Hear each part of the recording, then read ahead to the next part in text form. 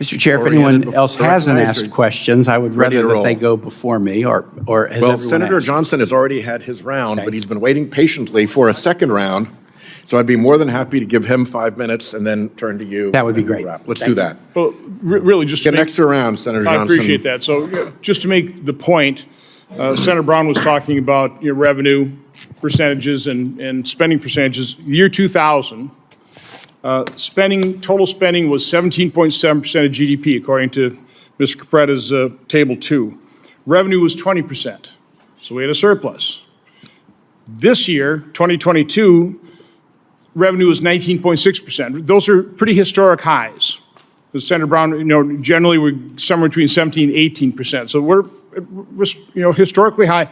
By the way, and that 17%, 18% is regardless of what the maximum tax rate is. I mean, we've had tax rates in excess of 70%, and you're still raising about 17, 18%, because, again, we have such a broken and complex tax system, all kinds of loopholes.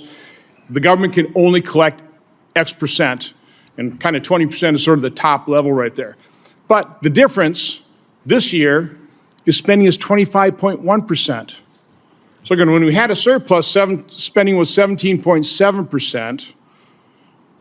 Now that we have massive deficits, spending is up to 25.1%, which brought me to the conclusion that we better start prioritizing spending. We just can't continue to spend a quarter of our GDP through the federal government, because we'll never be able to raise the revenue. No matter what you do, you just can't get 25%. You can't squeeze that out of the American taxpayer. So we better recognize that reality. And again, I would point out that the solution is what Senator Brown was talking about is, how do you reform the healthcare system, and as I was talking about, to reintroduce consumerism? And I'll say, separate out the two different types of spending. And I wouldn't mind Mr. Capretta talking a little bit more about that. Medical services. I mean, the routine care that we all go in, that, for example, Medicare. We got a waiver during COVID for telehealth that then expires, and all the medical providers in Wisconsin are saying, can you extend that exemption? Because telehealth worked really well. Well, why would they even need an exemption? Because it's government run, it's bureaucratic, and makes no sense. So when you have government regulation, government bureaucracy, it just prevents providers from being imaginative, showing some real progress in terms of how to deliver things more efficiently. Again, what this free market does.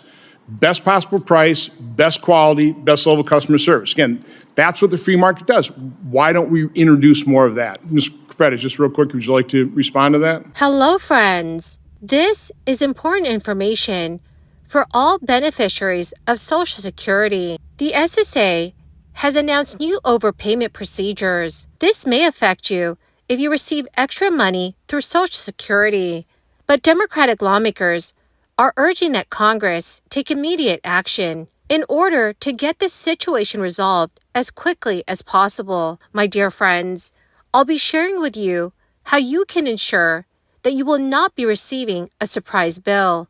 So please make sure that you watch until the end of this video. Also, every Friday, I will be announcing several winners for the Walmart gift card giveaway.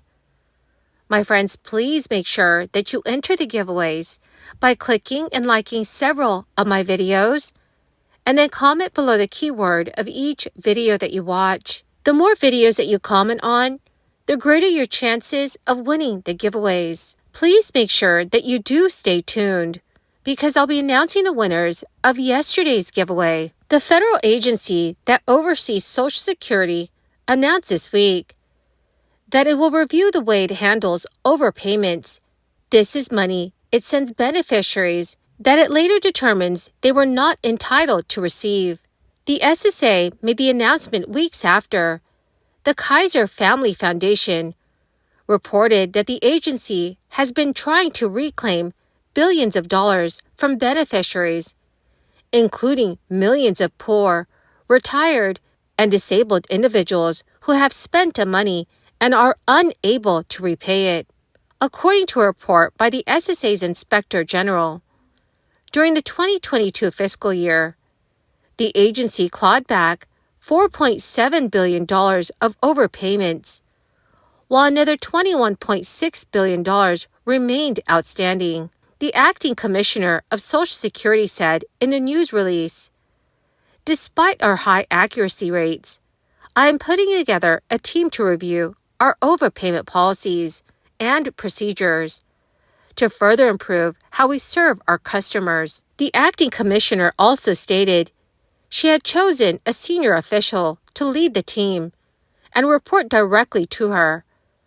During the 2022 fiscal year, the agency recovered $4.7 billion of overpayments. By the time the agency catches an error and notifies a beneficiary that they have been overpaid, years may have passed, and the amount involved can reach tens of thousands of dollars or even more. In the wake of the investigation, some members of the House and Senate called on the SSA to be held accountable and to change its approach. Senate Democrat Sherrod Brown, who chairs a Senate panel that oversees Social Security, said in a recent interview, "The government's got to fix this. It's a management problem, and people there should be held accountable." In a social media post today, Senate Republican Rick Scott, a member of the Committee on Aging, said he was glad to see swift action being taken. The investigative report showed that overpayments can result from the government making a mistake or from beneficiaries failing to comply with requirements, intentionally or otherwise. One major factor is that to qualify for certain benefits, individuals are limited as to how much they can save, and the limits have not been updated for inflation in several decades. For individuals in one of the Social Security programs, the asset limit now stands at $2,000. The troubles can also be attributed to rules that are hard for beneficiaries and federal workers to follow, which are manual processes at the agency that are susceptible to human error, and understaffing that makes it difficult for beneficiaries to get through the SSA employees, and for employees to keep up with their workload. By the SSA's own account, many of the overpayments are a result of errors or lapses on the part of the agency. Social Security pays $1.4 trillion in benefits to more than 71 million Americans annually, and about 0.5% of the payments are overpayments. So friends, should beneficiaries have to pay back overpayments? Please let me know what your thoughts are in the comments section below. The SSA will be reviewing its procedures and policies to help reduce overpayment issues and eventually will automate wage information collection. It also seeks ways to better assist recipients who are facing repayment. But in the meantime, according to Yahoo News, you can take some steps so you get the right benefit amount and avoid a surprise bill. You may contact the SSA if your benefit amount ever seems off. Overpayments can occur with supplemental security income and SSDI benefits, which heavily rely on your reporting. If you receive SSI, the SSA must know about changes to your income, assets, marital status, and living situation. You may need to keep the SSA updated on your work status if you receive SSDI, since you may stop qualifying but yet still receive checks you will need to repay. If you receive retirement benefits prior to the full retirement age, you will need to properly report your expected earned income to the SSA annually. This is to avoid overpayments. That is because the SSA reduces your retirement benefit amount if you exceed a yearly earnings limit.